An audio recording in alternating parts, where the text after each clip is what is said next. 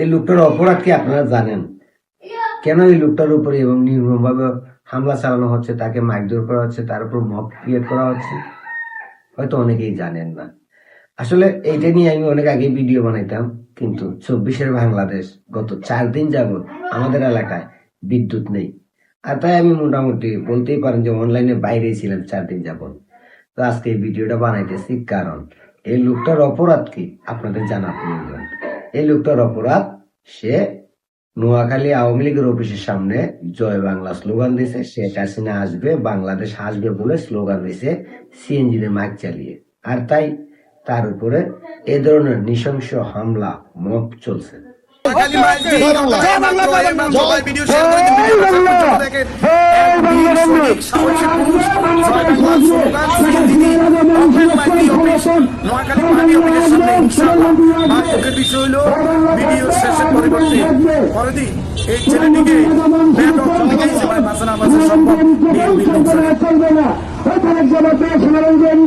চলবে না, চলবে না।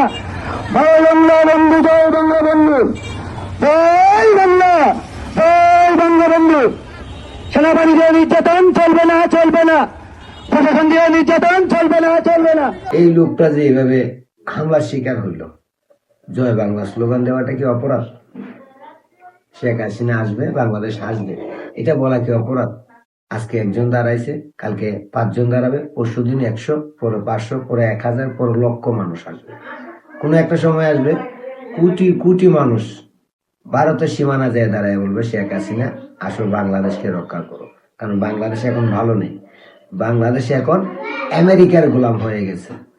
যেটা করে গেছে নোবেল বিজয়ী সুৎখোর ইউনূস, ডক্টর ইউনূস। আর আমেরিকার গোলামিকে স্বীকার করে নিছে বর্তমান বিএনপির প্রধান তারেক রহমান। দেশ ভালো নেই, দেশের মানুষ নিরাপত্তাহীনতায় ভুগতেছে, দেশে তেল নেই, গ্যাস নেই, বিদ্যুৎ নেই, মানুষ কষ্টে আছে, টিকা নেই, ব্যাংকে টাকা নেই, মানুষ অসহায় হয়ে গেছে। আর এই অসহায় থেকে বাঁচার একমাত্র উপায় শেখ হাসিনা। আর এই শেখ হাসিনাকে আনার জন্য ভারতের সীমানায় বাংলাদেশের কোটি কোটি মানুষ যে দাঁড়াবে, সেদিনটা বেশি দূরে নয়। কারণ বাংলাদেশের বর্তমান রাজনৈতিক দল যারা আছে প্রত্যেকেই আমেরিকার গোলামি স্বীকার করে নিছে, আমেরিকার দাসত্ব স্বীকার করে নিছে।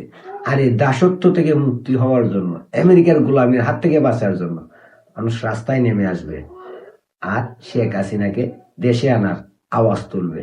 কারণ এই আমেরিকার মতো শকুনের হাত থেকে রক্ষা করার একটাই উপায়, আর সেই উপায় হচ্ছে শেখ হাসিনা। আজকে একজন প্রতিবাদ করছে, কালকে 5 জন করবে, পরে 10 জন করবে। কয়জনকে আটকাবেন?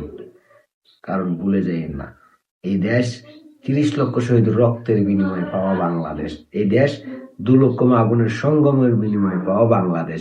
এই বাংলাদেশ স্বাধীন করতে যাইয়া বাঙালিরা 9 মাস রক্ত হয়ে যুদ্ধ করছে, তারপরে বাংলাদেশ পাইছে। আর এই বাংলাদেশ আজকে আমেরিকার গোলাম হয়ে গেছে। আমেরিকার হুকুম ছাড়া বাংলাদেশ চলতে পারবে না। আমেরিকা না চাইলে বাংলাদেশ কোন দেশের সাথে সম্পর্ক করতে পারবে না।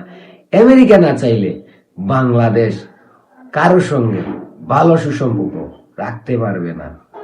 এই গোলামির চুক্তি করে গেছে ইউনূস, আর তা পালন করতেছে বর্তমানের প্রধানমন্ত্রী তারেক রহমান। আর এই গোলামি থেকে বাঁচার জন্য মানুষ ধীরে ধীরে প্রতিবাদী হয়ে উঠবে এই দেশটাকে রক্ষা করার জন্য।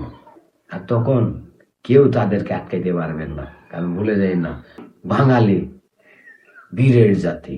এই বীরের জাতিকে আটকানো এতটা সহজ নয়।